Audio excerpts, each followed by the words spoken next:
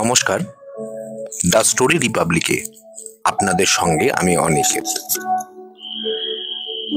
আজকে আমাদের গল্প প্রফুল্ল রায়ের লেখা যা ঘটেছিল। এই গল্পটা শুনেছিলাম আমার বন্ধু হিতেন প্যাটেলের মুখে। গল্প ঠিক নয়, এটা তার ছেলেবেলার ঘটনা। হিতেনরা গুজরাতি, কিন্তু 5-6 পুরুষ ধরে মুম্বাইতে আছে। ওরা বিরাট বড় লোক, ডায়মন্ড মার্চেন্ট, কোটি কোটি টাকার হীরের ব্যবসা। মুম্বাইয়ের মেরিন লাইন্স আর বহুদূরের নাইরোবি শহরের দুটো হীরের গয়নার মস্ত শোরুম আছে তাদের। হিতেনরা থাকে মুম্বাইয়ের অভিজাত এলাকার কাম্বালা হিলে, একটা 4000 স্কোয়ার ফিটের বিশাল ফ্ল্যাটে। সেটার গায়ে ঝুলন্ত বাগান। ওদের বাড়িটা 15 তলা, প্রতিটি তলায় একটা করে ফ্ল্যাট এবং তার লাগোয়া হ্যাঙ্গিং গার্ডেন। কোটিপতিরা ছাড়া এখানে থাকার কথা কেউ ভাবতেই পারে না। আমি একজন ইঞ্জিনিয়ার, কাপড়ের কলে চাকরি পেয়ে মুম্বাইতে এসেছি। থাকি খাড় বলে শহরতলির একটা জায়গায়, কোম্পানির দেওয়া কোয়ার্টারে। আমার মতো একজন ছোটখাটো চাকুরের সঙ্গে হিতেনের কি করে বন্ধুত্ব হয়েছিল সেটা জানানো খুব জরুরি নয়। আসল ব্যাপারটা হলো তার গল্প। সেই গল্পে আসার আগে হিতেন সম্পর্কে 2-1 কথা বলা দরকার। হিতেন ভীষণ আমোদে, খেতে খাওয়াতে আর বন্ধু বান্ধব জুটিয়ে হইচই করতে ভালোবাসে। প্রতিটি ছুটির দিনে সন্ধেবেলা ওদের ফ্ল্যাটে না গেলেই নয়। সামনের হ্যাঙ্গিং গার্ডেনে হিতেন, তার স্ত্রী পুষ্পা এবং আরো কয়েকটি বন্ধু মিলে তুমুল আড্ডা দিয়ে তারপর ডিনার সেরে যখন ছাড়া পাই, বেশ রাত হয়ে যায়। সেদিনও সন্ধে আসর রীতিমতো জমে উঠেছিল। কথায় কথায় ভূত প্রেত আত্মা এইসব এসে গেল। মৃত্যুর পর মানুষের কি গতি হয় তা নিয়ে চলল তুলকালাম। আমার অন্য বন্ধুরা আত্মা টাত্মায় বিশ্বাস করে না। মৃত্যুর সঙ্গে সঙ্গেই সব শেষ, গলা চড়িয়ে এটাই তারা বোঝাতে চাইছিল। আমিও তাদেরই দলে। হঠাৎ লক্ষ্য করলাম হিতেন চুপচাপ হয়ে যাচ্ছে। তার মুখ দিয়ে টু শব্দটিও বেরোচ্ছে না। বেশ অবাকই হয়ে গেলাম। সমস্ত ব্যাপারে যে সবচেয়ে বেশি চেঁচামেচি করে, সে হঠাৎ বোবা হয়ে গেল কেন? জিজ্ঞাসা করলাম, কি হলো, তুমি কিছু বলছো না যে? একটু চিন্তা করে হিতেন বলল, তোমাদের সুযোগ দিচ্ছিলাম। তোমরা যা নিয়ে গলা ফাটাচ্ছিলে তার সঙ্গে আমি একমত নই। সবাই হিতেনকে ছেঁকে ধরে, তার মানে আত্মা ফাত্তায় বিশ্বাস করো? সোজাসুজি উত্তর না দিয়ে হিতেন বলল, আমার ছেলেবেলার একটা ঘটনা তোমাদের শোনাতে চাই। এক বন্ধু মজার গলায় বলল, সেটা শুনলে কি আমরা ভূত এগুলোতে বিশ্বাস করতে শুরু করব? হিতেন বলল, আগে তো শোনো, তারপর বিশ্বাস করবে কি করবে না সেটা তোমাদের ইচ্ছে। আমরা গলা মিলিয়ে বললাম, ঠিক আছে, শোনাই যাক। গল্প বা ঘটনা যাই হোক, বলতে শুরু করলো হিতেন। 40 বছর আগের কথা। তখন বম্বে শহর এমন বিশাল হয়ে ওঠেনি, তার নাম পাল্টে মুম্বাইও করা হয়নি। হিতেনদের ব্যবসাও ছিল এখনকার তুলনায় ছোট। থাকতো মাহিম বলে একটা জায়গায়। অনেক পরে ওরা কাম্বালা হিলে ফ্ল্যাট কিনে উঠে এসেছিল। হিতেনদের বিজনেস দেখতেন তার ঠাকুরদা বিঠল ভাই প্যাটেল আর বাবা রমেশ ভাই প্যাটেল। বাবা ছিলেন ঠাকুরদার একমাত্র সন্তান। হিতেনেরও কোনো ভাই বোন ছিল না, সেও তার মা বাবার একমাত্র সন্তান। হিতেনের বয়স 13, পড়তো মাহিম থেকে বেশ খানিকটা দূরে আরব সাগরের ধারে বাস স্ট্যান্ডের একটা মিশনারি স্কুলে, ক্লাস 8-এ। বাড়িতে 3-4টে দামি দামি গাড়ি। ইচ্ছা করলে তার যে কোনোটায় চড়ে হিতেন স্কুলে যাতায়াত করতে পারত। কিন্তু ঠাকুরদা বা বাবা কারোরই তা ইচ্ছা নয়।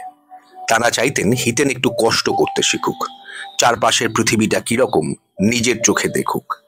তাই বাড়ির গাড়িতে নয়, বাসে করে আর 10টা সাধারণ পরিবারের ছেলেদের মতোই সে স্কুলে যেত, ফিরতেও বাসেই। ওদের ছোট্ট ফ্যামিলি, কোনো রকম ঝঞ্ঝাট নেই। ঠাকুমা তার ডজন খানেক ঠাকুর দেবতা নিয়ে সকাল থেকে পুজোর ঘরে পড়ে থাকতেন। মা 8 ডজন কাজের লোক নিয়ে ফ্ল্যাট ঝাড়া মোছা থেকে রান্না বান্না সব সামলাতেন। ঠাকুরদার বাবা 10টা বাজতে না বাজতেই চান খাওয়া চুকিয়ে মেরিন লাইন্সের শোরুমে চলে যেতেন। তাদের ফিরতে ফিরতে বেশ রাত হয়ে যেত। হিতেন ঘুম থেকে উঠেই পড়তে বসতো। পড়তে পড়তেই ব্রেকফাস্ট। কাঁটায় কাঁটায় 9টায় স্নান সেরে খেয়ে পিঠে স্কুলের ব্যাগ ঝুলিয়ে স্কুলে চলে যেত। 4:30 ফিরে এসে অন্য ফ্ল্যাটের বাচ্চাদের সঙ্গে নিচের কম্পাউন্ডে কিছুক্ষণ ক্রিকেট কি ব্যাডমিন্টন। 6:30টায় প্রাইভেট টিউটর আসতেন, তিনি পড়িয়ে যাওয়ার পর আরো ঘন্টা 2 পড়াশোনা করতে হইতেন। তারপর রাতের খাওয়া এবং ঘুম। এই ছিল তাদের বাড়ির সবার দৈনন্দিন রুটিন। এভাবেই চলে যাচ্ছিল, কিন্তু হঠাৎ যমুনা দাস মিরচন্দানিকে নিয়ে গোলমাল শুরু হলো। যমুনা দাস জাতে সিন্ধি, বয়স 40-এর কাছাকাছি, দারুণ সুপুরুষ, টকটকে রং, 6 ফিটের ওপর হাইট, সব সময় পরনে ফিটফাট পোশাক। যমুনা দাস ছিল হিতেনদের শোরুমের ম্যানেজার, খুবই চটপটে এবং চৌকস, কথাবার্তায় চমৎকার। হিতেনের ঠাকুরদা এবং বাবা যমুনা দাসের কাজকর্মে খুব খুশি। ব্যবসার ব্যাপারে তাঁরা ওর ওপর অনেকটা নির্ভর করতেন। হিতেন তাকে বলতো মিরচন্দানি আঙ্কেল। কিন্তু যমুনা দাস সম্পর্কে ঠাকুরদা এবং বাবার মনোভাব আচমকা বদলে যেতে লাগলো। ওদের কথাবার্তা শুনে হিতেনের মনে হলো আগের মতো সন্তুষ্ট তো ননই, বরং কোনো কারণে তার উপর রেগে গেছেন। এই রাগের মাত্রাটা দিনকে দিন বেড়েই চলল। যমুনা দাস হিতেনকে যথেষ্ট স্নেহ করত, হিতেনও তাকে পছন্দ করত। এমন একটা লোকের ওপর কেন যে ঠাকুরদাদের এত ক্রোধ ভেবে পেত না হিতেন। বাবা মা বা ঠাকুরদাকে কারণটা জিজ্ঞেস করব ভেবেও করে উঠতে পারছিল না, কেননা ছোট হয়ে সে বড়দের কথায় থাকুক এটা বাড়ির কেউ চাইতেন না। ফলে কিছুই জানতে না পেরে মনটা অস্বস্তিতে ভরে গিয়েছিল তার। তবে বেশি দিন দেরি করতে হলো না। এক রবিবার যমুনা দাসকে মাহিমের ফ্ল্যাটে ডাকিয়ে আনলেন ঠাকুরদা আর বাবা। হিতেন কাছাকাছিই ছিল, তাকে তার ঘরে পাঠিয়ে ওরা যমুনা দাসকে নিয়ে দূরে লিভিং রুমে চলে গেলেন। হিতেন বুঝতে পারছিল তার সামনে কেউ মুখ খুলতে চান না। তীব্র কৌতূহল এবং উদ্বেগে হিতেন নিজের ঘরের দরজা অল্প ফাঁক করে রুদ্ধশ্বাসের লিভিং রুমের দিকে তাকিয়ে থাকে। তার মনে হচ্ছিল মারাত্মক কিছু ঘটবে, এবং ঘটল। ঠাকুরদা একদৃষ্টে যমুনা দাসকে লক্ষ্য করছিলেন। চোয়াল শক্ত হয়ে উঠেছে তার, চোখ দুটো লাল টকটকে। অসহ্য রাগে একসময় ফেটে পড়লেন। শয়তান, স্কাউন্ড্রেল, তোমাকে এত বিশ্বাস করেছিলাম আর এইভাবে তার প্রতিদান দিলে। যমুনা দাস প্রথমটা সিঁটিয়েছিল, কিন্তু ধীরে ধীরে তার চেহারা পাল্টে যেতে লাগলো। এতকাল হিতেন দেখে এসেছে লোকটা শান্ত, ভদ্র এবং স্নেহপ্রবণ। এখন আর তাকে চেনাই যাচ্ছিল না। ক্রমশ হিংস্র হয়ে উঠছে সে। বলল, গালাগাল দেবেন না। ঠাকুরদা গলার শির ছিঁড়ে চেঁচিয়ে উঠলেন, হারামজাদা চোর, গালাগাল দেব না তোমাকে বসিয়ে ক্ষীর খাওয়াবো? জুতিয়ে তোমার মুখ ভেঙে দেওয়া উচিত। নেহাত তোমার বুড়ো মা বাবা আছে তাই পুলিশে দিলাম না। আমাদের শোরুমের ধারে কাছে আর কখনো ঘেঁষবে না। আমি তোমাকে চাকরি থেকে স্যাক করলাম। আগুনের ফুলকি বেরোচ্ছিল যমুনা দাসের চোখ থেকে। দাঁতে দাঁত ঘষে সে বলল, এই অপমান আমি ভুলবো না, এর শোধ তুলে ছাড়বো। বাইরে দরজার দিকে আঙুল বাড়িয়ে ঠাকুরদা বলেছিলেন, get out, get out. Jamuna Das চলে গিয়েছিল। তার অপরাধটা কি সেদিন বুঝতে পারেনি হিতেন, অনেক পরে জেনেছে। 7.5 লাখ টাকার হিরে চুরি করেছিল লোকটা। একবার নয়, বেশ কিছুদিন ধরে একটা দুটো করে সরিয়ে সরিয়ে। হিতেনের বাবা এবং ঠাকুরদা বছরের শেষে যখন হিসেব মেলাতে বসেন তখন চুরিটা ধরা পড়ে। হিতেনের স্পষ্ট মনে আছে, যমুনা দাসকে যখন তাড়ানো হয় সেটা ছিল ফেব্রুয়ারি মাস। তারপর শোরুমের জন্য নতুন ম্যানেজার রাখা হয়েছিল। ইনি মারাঠি, নাম সুরেশ চাপেকার। যমুনা দাসকে তাড়িয়ে দেওয়ার পর তাকে নিয়ে প্রথম কিছুদিন বাড়িতে আলোচনা হতো। তারপর যা হয়, ধীরে ধীরে তার কথা সবাই ভুলে গেল। হিতেনরা ভুললেও যমুনা দাস কিন্তু তাদের ভুলেনি, রাগটা পুষে রেখেছিল। ফেব্রুয়ারির পর থেকে 3টে মাস কেটে গেল। দেখতে দেখতে জুন এসে গেল। জুনের 8-10 তারিখ থেকে মুম্বাইতে মনসুন শুরু হয়ে যায়। দিবারাত্রি অঝোরে তখন বৃষ্টি পড়তে থাকে, কখনো একটানা 7 দিন 8 দিনও চলে। হিতেনের মনে পড়ে সেটা ছিল জুন মাসের 2 তারিখ। বর্ষা পুরো দমে শুরু হতে তখনও কয়েকদিন দেরি আছে, তবে তার আয়োজন চলছে। দিগন্ত পেরিয়ে কালো কালো মেঘ এসে আকাশে জমা হচ্ছে। হিতেনদের স্কুলটা বাস স্ট্যান্ডে আরব সাগরের ধার ঘেঁষে। এমনিতে সমুদ্রটা এই সময় বেশ শান্ত, কিন্তু বর্ষায় উন্মাদ হয়ে যায়। তার লক্ষণ সবে দেখা যাচ্ছে। সেদিন হিতেন যখন স্কুলে আসে তখনও টের পাওয়া যায়নি বিকেলে কি ঘটতে চলেছে। ছুটির পর বাইরে বেরোতেই দেখা গেল আকাশ নিরেট মেঘে ঢেকে গেছে। আরব সাগরের বিশাল বিশাল ঢেউ পাহাড়ের মতো উঁচু হয়ে গজরাতে গজরাতে পাড়ে এসে আছড়ে পড়ছে। আকাশ থেকে চিড়ে চিড়ে বিদ্যুৎ চমকে যাচ্ছে। অল্প অল্প বৃষ্টিও হচ্ছে। টের পাওয়া গেল সেবার বর্ষাটা কদিন আগেই এসে পড়েছে। বাস স্ট্যান্ডটা স্কুল থেকে বেশ খানিকটা দূরে। একবার সেখানে গিয়ে বাসে উঠতে পারলে আর চিন্তা নেই, সোজা মাহিমে পৌঁছানো যাবে। হিতেন দৌড়ুতে শুরু করলো। বাস স্ট্যান্ডে এসে দেখা গেল চারদিক শুনশান, একটাও বাস নেই। দু চারটে লোক যা চোখে পড়ছে তারা আকাশের চেহারা দেখে লম্বা লম্বা পা ফেলে পলকে উধাও হয়ে যাচ্ছে। মাহিমের দিক থেকে একটা রুটেরই বাস প্যাসেঞ্জার নিয়ে এখানে আসে, মিনিট পাঁচেক দাঁড়িয়ে এই এলাকার যাত্রী তুলে নিয়ে ফিরে যায়। একটা যেতে না যেতেই পরেরটা এসে পড়ে। বাস স্ট্যান্ডে বাস নেই এমনটা আগে কখনো ঘটেনি। গাড়ি কি আসছে না কিছুই বুঝে উঠতে পারছে না হিতেন।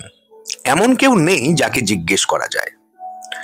এতক্ষণ ঝিরঝিরে বৃষ্টি হচ্ছিল, হঠাৎ জোরে পড়তে শুরু করলো। সেই সঙ্গে বইছে ঝোড়ো হাওয়া। সমুদ্রের গজরানি বেড়ে গেছে 10 গুণ। বিদ্যুৎ ঝলকাচ্ছে মুহুমুহু। এখানে সমুদ্রের ধার ঘেঁষে লাইন দিয়ে পাহাড়ের পর পাহাড়, তবে কোনোটাই খুব উঁচু নয়। 40 বছর আগে এখনকার মতো আকাশ ছোঁয়া বাড়িতে বাড়িতে ছেয়ে যায়নি। পাহাড়গুলোর গায়ে অনেক দূরে দূরে দু চারটে বাংলো, এছাড়া শুধু জঙ্গল। বাস স্ট্যান্ডের শেড নেই যে দাঁড়ানো যায়। বাংলোগুলো কাছাকাছি নয় যে সেখানে গিয়ে বৃষ্টি থামা অবধি অপেক্ষা করতে পারে। একটা ভুল হয়ে গেছে হিতেনের। তার বন্ধুদের অনেকেরই বাড়ির গাড়িতে যাতায়াত করে। ওদের কাউকে বললেই তারা তাকে মাহিমে পৌঁছে দিত। একবার ভাবলো স্কুলেই ফিরে যাবে কিনা। একজন মিশনারি ফাদার তাদের প্রিন্সিপাল। তিনি এবং আরো কয়েকজন টিচার স্কুল কম্পাউন্ডের ভেতরে কোয়ার্টারে থাকেন। তাদের কাছে গেলে নিশ্চয়ই বাড়িতে পাঠাবার ব্যবস্থা করে দেবেন। পরক্ষণে আবার হিতেন ভাবলো স্কুলে যাবে না। বাস স্ট্যান্ড থেকে ডান পাশে পাহাড়ের গা বেয়ে বেয়ে যে রাস্তাটা উপরে উঠে গেছে সেটা গিয়ে পড়েছে হিল রোড। হিল রোড তখনই বেশ জমজমাট। দুপাশে বড় বড় শপিং সেন্টার, সিনেমা হল আর মস্ত মস্ত সব বাড়ি। একবার সেখানে পৌঁছতে পারলে ট্যাক্সি পাওয়া যাবে। হিতেন ঠিক করে ফেললো হিল রোডেই যাবে, কিন্তু যাওয়া হলো না। সবে সেদিকে কয়েক পা এগিয়েছে, কোত্থেকে একটা অ্যাম্বাসাডার গাড়ি তার পাশে এসে দাঁড়িয়ে পড়ে। মুহূর্তে দুটো লোক দরজা খুলে নেমে গাড়িতে তোলার জন্য তার 2 হাত ধরে টানতে থাকে। অনবরত বিদ্যুৎ চমকে যাচ্ছিল। তার আলোয় চকিতের জন্য লোক দুটোর মুখ দেখতে পায় হিতেন। একজন একেবারেই অচেনা, অন্য লোকটা তাদের শোরুমের সেই পুরনো ম্যানেজার যমুনা দাস মিরচান্দানি। লহমায় হিতেনের মাথায় নানা দিক থেকে অনেক রকম চিন্তা আর ভয় হুড়মুড় করে ঢুকে যায়। মনে পড়ে ঠাকুরদা যখন যমুনা দাসকে চাকরি থেকে তাড়িয়ে দেন, সে শাসিয়েছিল এর শোধ তুলে ছাড়বে। লোকটা নিশ্চয়ই আগে থেকে তার উপর নজর রাখছিল। সেদিন দুর্যোগের সুযোগ পেয়ে তাকে তুলে নিয়ে যেতে চাইছে। বোঝাই যাচ্ছে যমুনা দাসের মতলব ভালো নয়। সে কি তাকে খুন করে শোধ তুলতে চায়? প্রথমটা আতঙ্কে সারা শরীর হিম হয়ে গিয়েছিল হিতেনের। পরক্ষণে তার উপর দুরন্ত সাহস ভর করে। যমুনা দাসরা কিছু টের পাওয়ার আগে এক ঝটকায় হাত ছাড়িয়ে নিয়ে সে ঊর্ধ্বশ্বাসে ছুটতে শুরু করে। কোথায় কোন দিকে যাচ্ছে জানে না। ঝড় বৃষ্টি চলছে সমুদ্রের তর্জন গর্জন। তার মধ্যেই হিতেন টের পাচ্ছে যমুনা দাসরা তাকে ধাওয়া করে আসছে। একসময় হিতেনের খেয়াল হলো সে হিল রোডের দিকে যাচ্ছে না। সমুদ্রের পার দিয়ে যে রাস্তাটা অনেক দূরে খাড়ের জেলে পাড়ার দিকে গেছে সেটা ধরে দৌড়াচ্ছে। এই অঞ্চলটা ব্যান্ড স্ট্যান্ডের চাইতে অনেক বেশি নির্জন। এদিকে ক্ষেপে ওঠা আরব সাগর, অন্যদিকে পাহাড় জঙ্গল। নানা ধরনের প্রকাণ্ড প্রকাণ্ড গাছ তো আছেই, তবে নারকেল গাছই বেশি। প্রবল বাতাস সেগুলো ঝুঁটি ধরে নাস্তানাবুদ করে দিচ্ছে। হিতেন যে ঘুরে হিল রোডের দিকে যাবে এখন আর তার উপায় নেই। ঘুরলেই যমুনা দাসরা তাকে ধরে ফেলবে। সামনে দৌড়ানো ছাড়া আর উপায় নেই। পেছনের পায়ের আওয়াজ দ্রুত এগিয়ে আসছে। হিতেন মরিয়া হয়ে আরো জোরে ছুটতে থাকে। তার মনে হয় আর বোধহয় কি পারবে না। গতি ক্রমাগত বাড়ানোর জন্য তার হাঁটু ভেঙে আসছিল। সে হাঁফিয়ে পড়ছিল। বুক এত জোরে ওঠানামা করছে বুঝিবা ফুসফুসটাই ফেটে যাবে। হঠাৎ বিদ্যুতের আলোয় হিতেনের চোখে পড়ল রাস্তার ডান পাশে একটা ভাঙাচোরা গেট এবং গেটের ওধারে ভেতরে জঙ্গলে ঢাকা একটা পুরনো বাড়ি। গুছিয়ে চিন্তা করার সময় নেই, সে গেট পেরিয়ে বাড়ির কম্পাউন্ডে ঢুকে পড়ে। ওদিকে যমুনা দাসরাও চলে এসেছে। হিতেনের মনে হলো ফাঁদে পড়ে গেছে, আর রেহাই নেই। এই বাড়িতে যমুনা দাসদের চোখে ধুলো দিয়ে লুকোবার মতো কোনো জায়গা আছে কিনা সে জানে না। ধরা তাকে পড়তেই হবে। তার চেয়ে সমুদ্রের ধারের রাস্তা ধরে দৌড়লেই অনেক ভালো হতো। যদিও এই ঝড় জলের মধ্যে লোকজন বা গাড়ি টাড়ি এসে পড়ার সম্ভাবনা কম, তবু যদি আচমকা এসেই যায়, সব জানালে নিশ্চয়ই তারা তাকে বাঁচিয়ে দিত। আর যদি কেউ নাও আসে, কোনো মতে একবার জেলে পাড়ায় পৌঁছতে পারলে সেখানে ঢুকতে যমুনা দাসদের সাহস হতো না।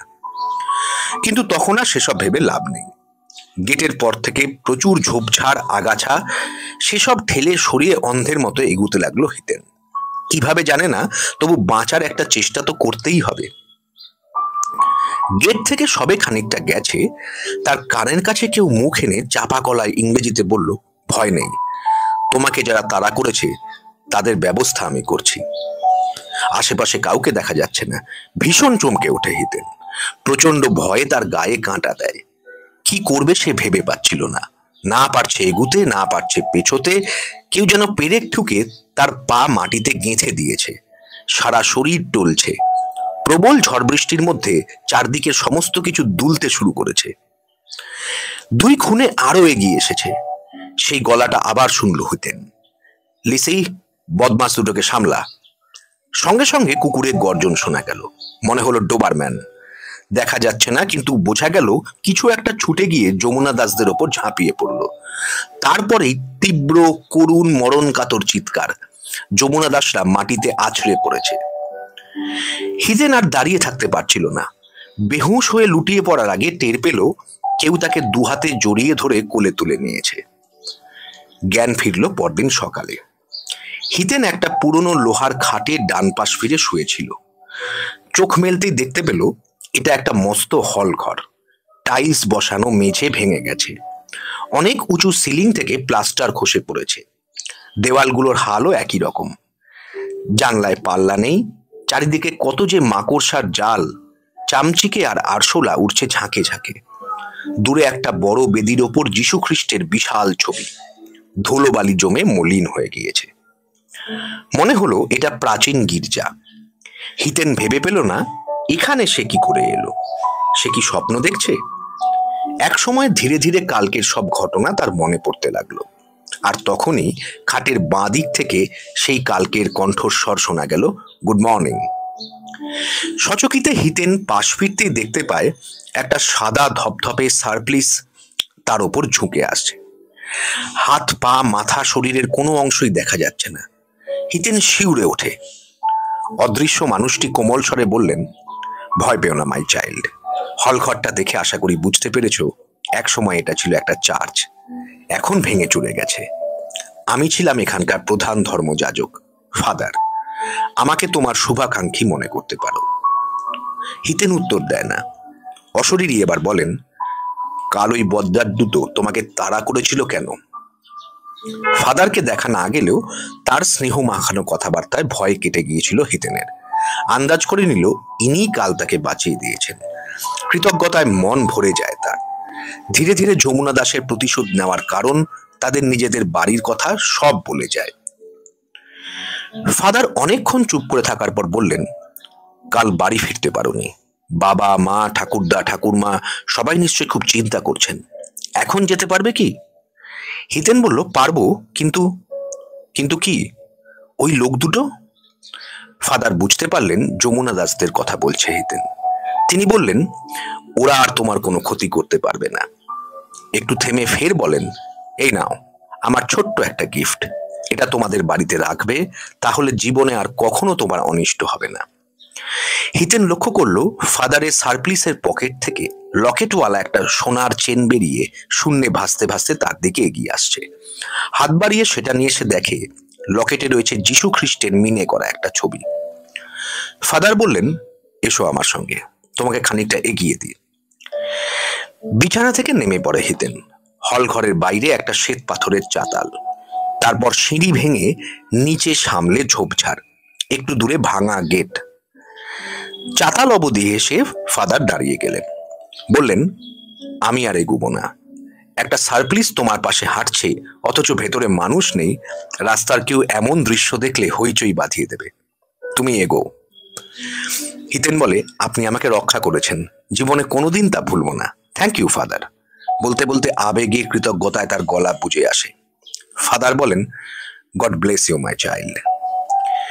ঝোপঝাড়ের ভেতর দিয়ে গেটের কাছে আসতেই হিতেনের চোখে পড়ল যমুনা দাস এবং তার সঙ্গী চিত হয়ে পড়ে আছে। কুকুরের কামড়ে তাদের গলার নলি ছিন্ন ভিন্ন। রাত্রিরে বৃষ্টি হলো, মৃতদেহ দুটিতে তখনও চাপ চাপ রক্ত লেগে আছে। মাহিমে ফিরে আসার পর জানা গেল, আগের রাত্রিরে কেউ ঘুমোতে পারেননি। মা ঠাকুমা কেঁদে কেঁদে চোখ ফুলিয়ে ফেলেছেন। বাবা ঠাকুরদা থানায় গেছেন, স্কুলে গেছেন। যদি অ্যাক্সিডেন্ট হয়ে থাকে তাই হাসপাতালে হাসপাতালে ঘুরে হিতেনের খোঁজ করেছেন। তাকে ফিরে পেয়ে সবার মুখে হাসি ফোটে। ব্যগ্রভাবে প্রত্যেকে জানতে চায় কি হয়েছিল তার, রাত্রিরে কোথায় ছিল। যা যা ঘটেছে হিতেন সমস্ত জানিয়ে দেয়। এর দুদিন পর বাবা ঠাকুরদা হিতেনকে নিয়ে সেই ভাঙা গির্জায় গিয়েছিলেন। মৃতদেহ দুটো তখন আর নেই, নিশ্চয়ই পুলিশ এসে নিয়ে গেছে। সারা গির্জা ঘুরে হিতেন ফাদার ফাদার বলে বহুবার ডাকাডাকি করেছে, কিন্তু সাড়া পাওয়া যায়নি। দূরে দূরে পাহাড়ের খাঁজে যে বাংলোগুলো রয়েছে সেখানেও যায় হিতেনরা, যদি ফাদার সম্বন্ধে কেউ কিছু বলতে পারেন এই আশায়। প্রতিটি বাংলোর লোকজন জানায়, মাঝে মাঝে তারা গির্জায় একটা সার্প্লিস ঘুরে বেড়াতে দেখে, কুকুরের ডাকও শুনতে পায়।